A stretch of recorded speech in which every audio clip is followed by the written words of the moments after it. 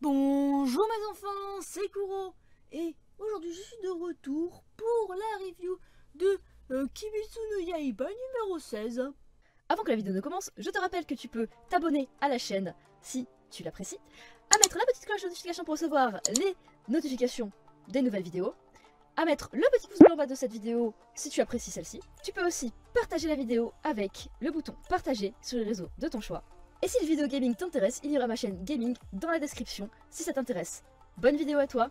Alors, c'est assez marrant parce que j'ai l'impression à chaque fois que je lance un épisode de Kimetsu no Yaiba qu'il y a des petites pépites à trouver, qu'il y a des petits easter eggs, des choses à déceler dans chaque épisode.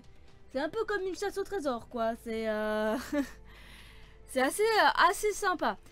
Donc, qu'est-ce qu'on a? On a des choses assez intéressantes dans cet épisode. Alors, on a d'abord, évidemment, le fait qu'ils vont vouloir tuer la personne qui contrôle les gens, etc. Normal, hein, qu'on se le dise en soi. Parce que, ils sont un peu dans la merde. Ils se font tous manipuler dans la forêt. Et le mec qui est avec eux, il a pas l'air super compétent non plus. Bon, bref. Du coup, le mec qui était là de base, il leur dit de partir, hein, tout simplement. Et que lui, il s'en charge, machin, qu'il a compris qu'il fallait couper les fils, patin, soin. Donc voilà. Ensuite, on a encore la tête de sanglier qui a toujours cet aspect, hein, encore une fois, dès qu'il lui fait un compliment, dès qu'il y a quelque chose de bien qui se passe, avec ces petites bulles là autour de lui, là, machin, vraiment. Enfin, on voit qu'il est touché quand même par le héros, il est touché par sa gentillesse, d'ailleurs il le dit. Et je pense que ce personnage, j'aime beaucoup ce personnage en fait. Au départ, je le trouvais débile, mais en fait au final c'est l'autre là que je peux pas supporter. Mais ce personnage là, je pense qu'il a une psychologie assez sympa. Je pense qu'il a beaucoup été seul parce que sinon je pense qu'il appuierait pas autant sur le fait que dès qu'on lui fait un compliment, dès qu'on est gentil avec lui, dès qu'on lui apporte un peu d'attention sympathique on va dire, il est ce truc genre en mode comme un peu une meuf de shoujo en mode oh kawaii desu et tout, enfin genre c'est vraiment le petit truc etc. Donc je trouve que ça voilà, ça amplifie encore, on l'a revu dans cet épisode, le fait que ce personnage là il va avoir un passé assez intéressant je pense à avoir. On n'a pas vu de technique en plus pour le moment de sa part comme l'eau ou l'électricité, donc on a juste vu voilà la détection mais pas de mouvement de sabre etc. Peut-être qu'il n'en a pas d'ailleurs, hein, peut-être que c'est vraiment tout ce qui est dans la détection etc, l'environnement. À voir. Deuxième point intéressant, c'est que on parlait de famille de démons dans l'autre épisode etc. Et là on a encore un aspect différent. C'est qu'on voit le fils, alors un des fils qu'on avait vu dans l'autre épisode d'avant, qui va voir la mère du coup et qui lui dit dépêche-toi de les tuer, sinon je vais le dire à papa. Et là on voit la panique, genre la mère elle commence à paniquer, non je peux le faire, pas besoin de le dire à ton père, machin etc. Alors là on se dit oula, le père il a pas l'air commode, donc du coup on comprend que c'est une famille de démons, d'accord. C'est vraiment une famille de démons parce que je suis en train de tourner sur mon siège, c'est super désagréable comme truc.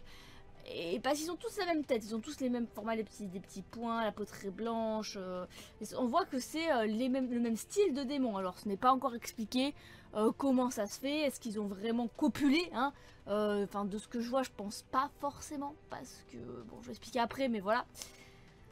Mais peut-être qu'ils ont été créés en même temps, ou que c'était déjà une famille de base. Enfin, je pense que c'était déjà une famille de base qui sont tous fait transformer la tronche. Mais voilà, on a quand même cet aspect de...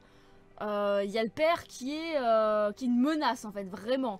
Là, on comprend peut-être que le démon qui est une menace, c'est peut-être pas la mère, mais le père en fait. Et là, on voit pas mal de choses. On voit donc du coup que... ils arrivent à affronter un peu le démon assez facilement d'ailleurs, hein, qu'on se le dise. C'est un démon marionnettiste. C'est vrai que c'est comme pouvoir, c'est pas très difficile à contrer, hein. En soi, je pense que c'est fait exprès aussi que ce pouvoir ne soit pas trop développé parce que ce n'est pas le personnage dangereux. Et comme ils ont envoyé les piliers dans l'épisode précédent, je suppose qu'ils vont faire intervenir les piliers dans un épisode parce qu'il va être trop puissant pour nos protagonistes à l'heure actuelle, ce qui serait logique parce que sinon je vois pas trop l'intérêt de nous montrer les piliers. Donc du coup, on a quand même nos héros qui contrent assez facilement et qui arrivent assez rapidement à la démone qui contrôle tout le monde par les fils. Et là, aspect très important je trouve, c'est que du coup on a le héros qui arrive pour tuer le démon, qui arrive au départ pour tuer le démon avec une intention, on va dire agressive, dans le sens où on va tuer le démon est méchant, il nous agresse, il veut nous tuer, etc. Et là, il y a le changement de la part du démon. Encore une fois, un changement, comme on a vu dans le démon au tambour. C'est que là, le démon, il passe par une réflexion hyper rapide. C'est que au départ, c'est il va me tuer, qu'est-ce que je fais? Il faut que je réfléchisse, il faut que je fasse quelque chose vite. Et l'instant d'après, en fait, pas vraiment, parce que comme ça, je serai libérée. C'est-à-dire que on a quand même la peur du père derrière, parce qu'on comprend que c'est ça. Et je pense que de tout l'univers autour du fait qu'il est démon et que finalement on se rend compte que les démons, ils ont encore quand même certains, pour les plus puissants, j'ai l'impression que c'est pour les plus puissants, cette espèce de part d'humanité encore présent quelque part en eux, et que on a quand même la peur qui est tellement au-dessus que elle préfère limite mourir de la part de, du coup, net, on va dire, d'un Demon Slayer. Et là, en fait, en gros, le démon, elle tend les bras et elle dit, bah, le héros comprend vite ce qu'elle veut dire en mode, libère-moi, quoi. C'est vraiment, la scène est très bien faite. Et là, du coup, on a totalement, et ça, je trouve ça très bien fait, le héros qui change totalement, en fait, sa façon d'attaquer, et qui prend une technique, enfin, qui adopte une technique très fluide, très, comment dire, douce en fait, au niveau de la technique pour tuer la démon. Et on voit parce que ça fait pleuvoir, ça fait pleuvoir sur la démon. C'est très fluide, vraiment très fluide. Et là on a vraiment le personnage principal qui a encore une fois cet aspect de pitié envers les démons, parce qu'il faut rappeler que sa sœur quand même, bah, c'en est une, et donc du coup voilà. Et là on a encore une fois, voilà, le passé de la démon qui nous revient. Donc elle repense encore une fois à sa vie d'avant.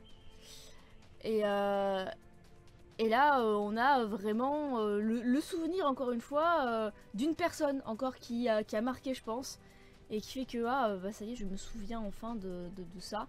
Donc je me dis, est-ce qu'il n'y a pas moyen de se servir de cette sensation-là? Bon là, elle apparaît à la mort, hein, apparemment, ou un peu avant la mort, pour le mec en tambour, il commençait déjà à avoir des trucs. Mais est-ce qu'il n'y a pas moyen de faire quelque chose de ce style-là pour rendre les démons un peu plus comme Nezuko, et peut-être du coup reverse ce qui se passe? Donc voilà quoi. Et là vraiment quand on a la mort du démon, enfin de la démon, on a le pourquoi du comment, elle est pas bien du tout. On a le flashback avec le père du coup qui parle même pas dans le flashback, qui lui tabasse juste la gueule. Clairement c'est juste qu'on voit les trois gosses. Et donc il y a celui qu'on a vu, voilà, il y en a un qui a l'air complètement frappé, et une fille qui ne parle pas.